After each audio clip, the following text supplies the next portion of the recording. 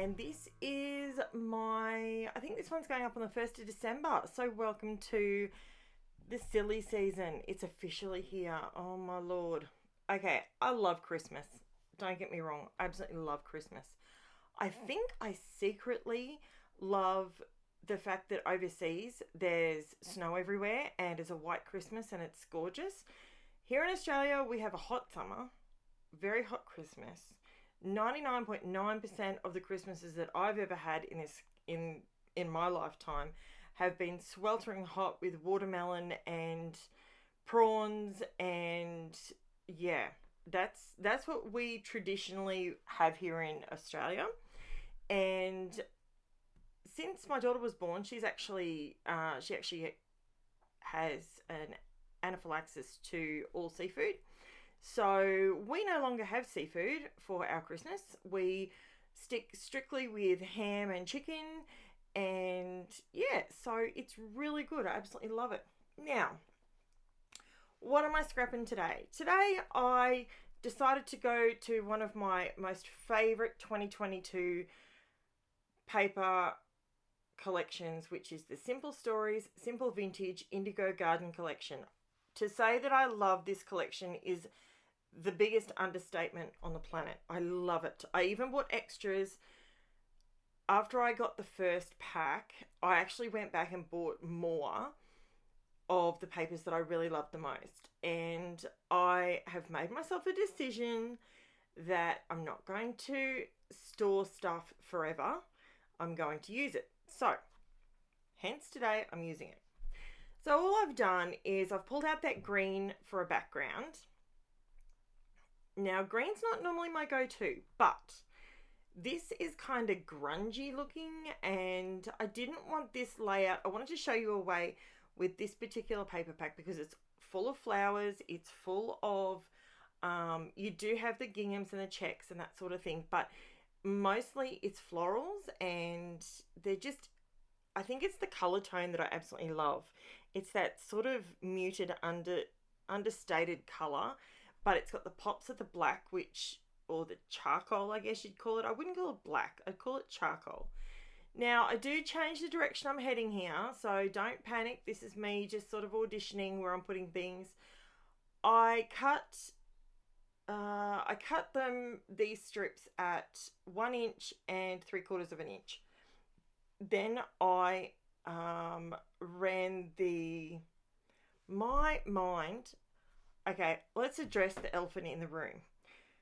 Has anyone else who's had COVID, has anybody else really struggled with stringing words together every so often? Like, it's not constant, it's not an everyday thing, it's just every so often, especially when you're trying to really focus on something. Do you get lost for words? Because, oh my Lord, it does my head in. I'm not normally like this, but it is really kicking my butt, I gotta say. So what I was trying to get to, so I'm distressing the edges. I wanted to make this more of a distressed, and I grunge up the green a little bit more towards the end of the video. I left it like this to start with because I love it how it is. And then just towards the end, I create some shadows, and I'm stretching this paper as far as I possibly can because I just adore this collection. If you have the opportunity to get yourself some, I highly recommend it. Now, I just used my glue stick there because I needed to have some wiggle room for me to figure out exactly how long I wanted this piece. I had to sort of Frankenstein two pieces together, and that is perfectly okay. If you know where your photos are going to go on a page, honey, do me a favor and do some hybrid stuff. Buy yourself a 6x6 paper pad, and I mean, this is all 12x12, but if you buy a 6x6, you can do so much with it. And I have just started a 6x6 album playlist, and I sort of went down that route for a couple of reasons, because a lot of, when I say a lot, I mean 20 plus. Okay, so people have mentioned to me that they don't have a lot of storage, so they can't buy a lot of, like, a large range of things for their scrapbooking. Subsequently, I thought about it and I thought, you know what?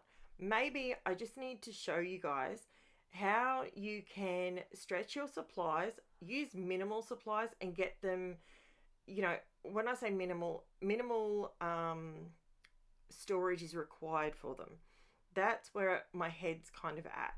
So that's what that 6x6 paper pad album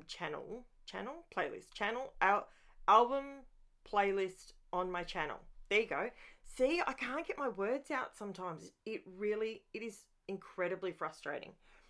Now, I pulled out some gold. This washi it's actually getting really old because it's tacky on top as well as underneath.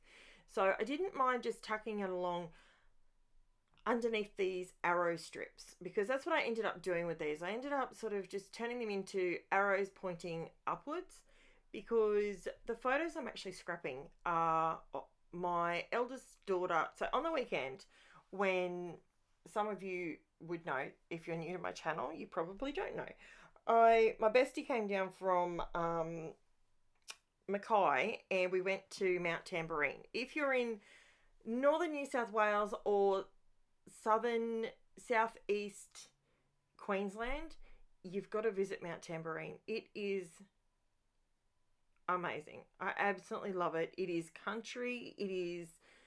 The shops are just awesome. They're divine. There's some, I bought apple blossom honey. The one I bought, I love the red apple one, but the one I bought was the green apple one. I kid you not. This honey tastes like Granny Smith apples. It is so good. And the company is actually online, so they will post to you wherever you are in Australia. It is just the most, I bought a kilo of this honey. Seriously, it was like $30 something, but I don't care. That on top of your cornflakes in the morning, wow, so good. Okay, so now I'm bringing my photos in. Why am I going on about Mount Tamborine? While I was there, my eldest daughter took my middle child. So Taylor took Angela to work because she works now. She's got a part-time job, which is fantastic. And she took her to work, and afterwards she thought she would just stop in at the local park and take some photos of Jen, which is my youngest child. And these photos are just divine. I will let you know straight up that Taylor does have the latest and greatest iPhone. That's something she worked super hard. She saved up for it and she bought it outright. She did the right thing. I just could not praise her anymore for that if I tried. And she got some gorgeous photos of Jen, of course, doing gymnastics sort of maneuvers, but nevertheless, there will be several layouts coming up involving these photos because they are beautiful. Now, here's where I get to play a little bit. As you know, I don't use stickers too much. I like a bit of ephemera. I like a little bit, not a lot. I don't like my pages to be over cluttered. I like them to be about the photo, and you can see, so the artwork as well as, so the paper crafting artwork side of things, whether it's mixed media or not. I like the photos and the artwork to work simultaneously.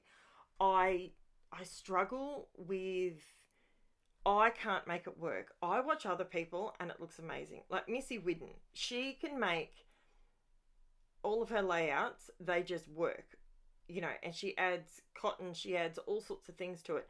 And that's great. I can't do that. For some reason, it just doesn't look right for me. So I can't plonk everything onto a page just to use it up or just to get it out of the way. I can't do that. It doesn't work for me. So this particular page, I wanted to keep it simple, but show you different ways.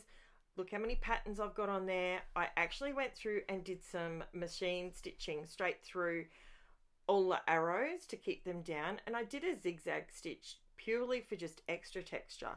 That's what I did, and I really like how it's turning out. So I've added a few little bits and pieces, and I managed to use some of these enamel dots. As I have been saying, I prefer the liquid pearls to the enamel dots now. I probably won't be buying enamel dots, but these ones actually go with the collection. So don't stress, I'm there, I'm still there. I probably won't be buying as many enamel dots as I did, because I really don't use them as much, but I will definitely be buying all and every color of liquid pearls. Now, I'm not a huge fan of the big white border around stickers. I like to trim it down a little bit because I like it to look more realistic. Now, I'm just putting a few tone on tone sort of in the general area of these photos. Now, these stickers from Simple Stories are super, super sticky. I'm just paranoid because I live in Queensland and it gets really, really hot here. So I add a little bit of glue. That's just my thing. You do you. You know what climate you live in and whatnot. Now, I've been looking at this layout thinking to myself, it doesn't quite look finished. So you know what I did? Okay, it's slightly out of camera focus, slightly out of shot at the moment, but I put a couple of holes in the bottom of my page. Pulled out some baker's twine. It's in the grey tone, so it goes perfectly with this. And I just wanted to add a little something different down the bottom. Now, I've put 2 holes there with my crocodile. I didn't put any hardware through them. I just left them as just holes. And I could have actually pulled this through and tied the bow, but I decided to make a faux bow. Faux bow, there you go, there's your word for today. So I made a fake one and I just stuck it on top. I find that I get a much neater bow if I do it that way. So I just wanted that at the bottom. Now I know the top, I'm sort of sitting going, is it done or is it not? Now I go along here, I do draw a black line, but it's not a solid line. I sort of put it down and lift it back up. If you want to see close-ups on the lines, go and have a quick look over at Facebook. The link is in the description and you can see all the close-up photos. Now, all I'm doing here is I've pulled out of my, a grey watercolour pencil out of my Creative Place watercolour set. This is the one I picked up from ALDI the other week. All I'm trying to do is just create a bit of a shadow with a grey watercolour pencil.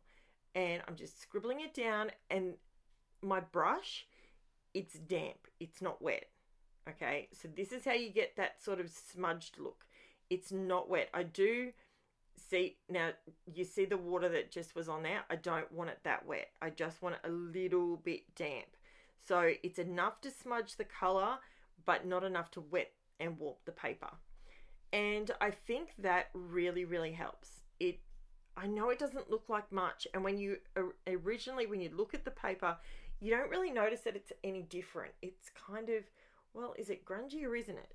And this is where I just go, bam, that's what it needed. It's there, but it's in the background. It doesn't stand out to you. It's not like glitter, you know, where you put glitter on the page and it's full on. And I didn't use black specifically because I can be very heavy-handed with mixed media, just in case you're new here.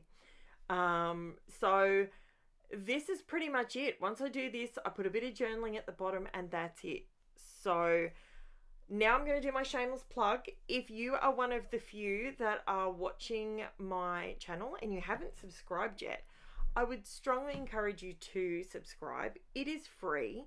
It doesn't cost you a single cent, but it allows you to see not only my videos, but by subscribing to fellow scrapbookers, it then suggests to you, the algorithm suggests to you similar content. So I know years ago I struggled to find content that I liked that was me. What I noticed was once I started subscribing, that's when the algorithm would suggest those pages to me. So here it is, guys. I also have in my description below the link to my Instagram and my Facebook group. If you want to join the Facebook group and share, or you want to see the close-up photos. I take a lot of close-ups of each and every layout that I do, and just so, because I'm a visual learner, I like to look at pictures and that sort of thing. So this is it. Now, I do show you up close the word love. Now, that was a flat sticker. All I've done is, you can see here, now, see the love, I lifted up love, I pushed the background back, and the circle has come forward. It looks really cool in real life. And that's just a simple flat sticker. So thank you so much for watching, guys, and I will be back tomorrow with another video. Thanks for that. Chat to you soon, guys. Bye for now.